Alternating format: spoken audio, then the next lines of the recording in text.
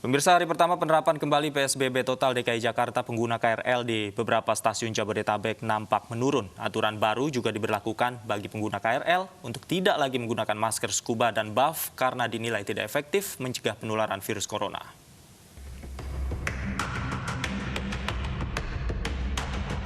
Hari pertama diterapkan kembali PSBB total DKI Jakarta, pantauan di stasiun Manggarai cenderung lengang tidak seperti biasanya.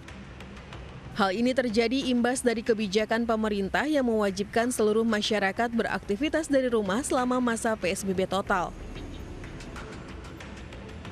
Mengacu pada peraturan pemerintah DKI selama masa PSBB total, seluruh moda transportasi umum tetap beroperasi dengan membatasi jam operasional, yakni pukul 4 pagi hingga 9 malam. Pihak KCI juga tetap menerapkan sejumlah peraturan, salah satunya membatasi penumpang, yakni 50% dari kapasitas per kereta atau sekitar 74 orang yang diperbolehkan untuk menggunakan KRL.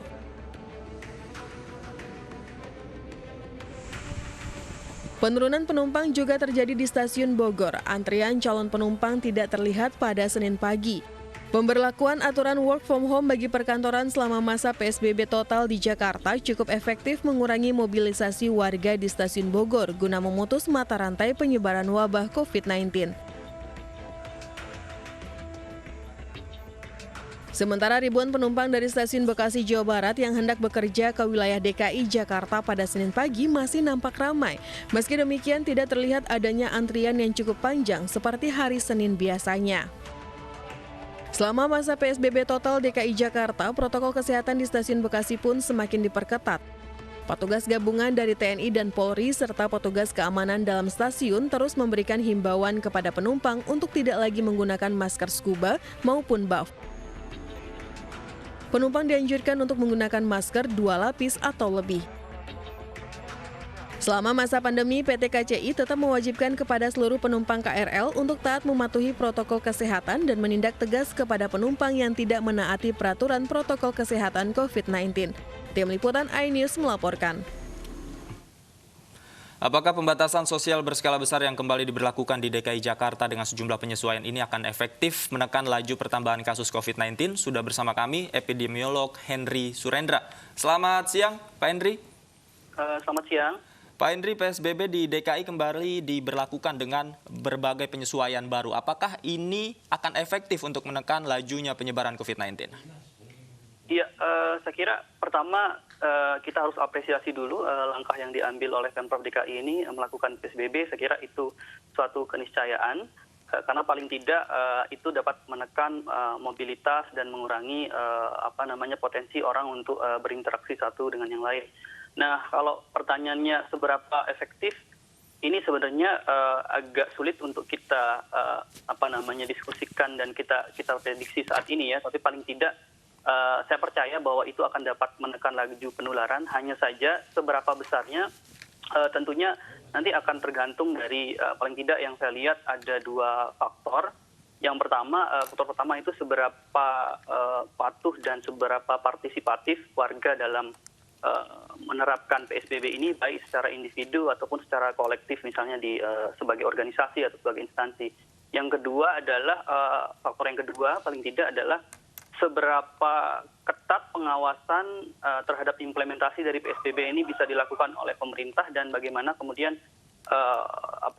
sanksinya dapat ditegaskan, dapat diterapkan dengan tegas, terutama mungkin kaitannya dengan pelanggaran-pelanggaran yang mungkin saja sebenarnya lebih signifikan terjadi di semacam perkantoran, bukan hanya di ruang-ruang publik terbuka seperti di pasar ataupun di tempat umum lainnya, seperti itu saya kira. Jadi kalau dua faktor ini bisa berjalan secara maksimal, saya kira PSBB ini bukan tidak mungkin bisa sangat mungkin untuk menekan laju penularan di DKI Jakarta. Kira itu. Baik, Pak Henry, ini PSBB juga dilatar belakangi dengan pasien yang terus melonjak di rumah sakit dan juga lahan makam yang memang terus menipis begitu. Kebijakan-kebijakan apa yang tepat dilakukan Pemprov untuk PSBB yang kembali diterapkan ini? Saya kira kan selain 2 faktor di atas tadi, bagaimana menggugah partisipasi masyarakat untuk terus taat protokol kesehatan dan bagaimana pengawasan dan menindak dengan tegas apabila ada pelanggaran. faktor lain adalah kita perlu melakukan surveillance atau pemantauan dan respon yang terukur, terutama di kantong-kantong penularan. Kalau kita lihat kan sebenarnya data dari DKI menunjukkan bahwasannya sebenarnya mayoritas, kalau saya tidak keliru, di atas 2.000 dari kasus yang terjadi di belakangan ini, itu sebenarnya terjadi di perkantoran. Sehingga kalau menurut saya ini perlu ada strategi khusus untuk melakukan pemantauan dari waktu ke waktu seperti apa paparan SARS-CoV-2 di perkantoran. Misalnya WHO dalam panduan terbaru terkait dengan surveillance dan respon itu sudah memasukkan satu item yang menurut saya juga cukup baru dan sampai sejauh ini saya lihat belum diadaptasi di kita di Indonesia adalah dilakukannya surveillance rutin secara serologis, yaitu pada populasi tertutup seperti perkantoran, asrama, panti jompo dan sebagainya, itu bisa kita lakukan pengecekan secara serologis. Dalam hal ini contohnya menggunakan RDT, rapid test, yang bisa kita lakukan secara berkala, misalnya mingguan atau 2 minggu tergantung dari resource yang ada. Dengan demikian kita bisa melihat nih kalau suatu kantor ini ada yang reaktif dengan tes RDT, maka kita bisa melakukan respon seperti yang tadi disampaikan bahwasannya jika ada satu yang positif, maka kantor itu akan ditutup. Tapi yang perlu saya soroti, mungkin saya kurang tahu dasarnya kenapa 3 hari ya. Kalau dalam teori untuk memutus rantai penularan kan paling tidak kita butuh waktu 2 kali masa inkubasi rata-rata untuk melakukan penutupan. Dalam hal ini mungkin 2 minggu gitu. Kalau itu ekstrimnya sih kalau menurut saya. Dan itu saya kira perlu kita lakukan, terutama di DKI, di perkantoran, kemudian di asrama dan populasi tertutup lainnya. Saya kira itu. Baik.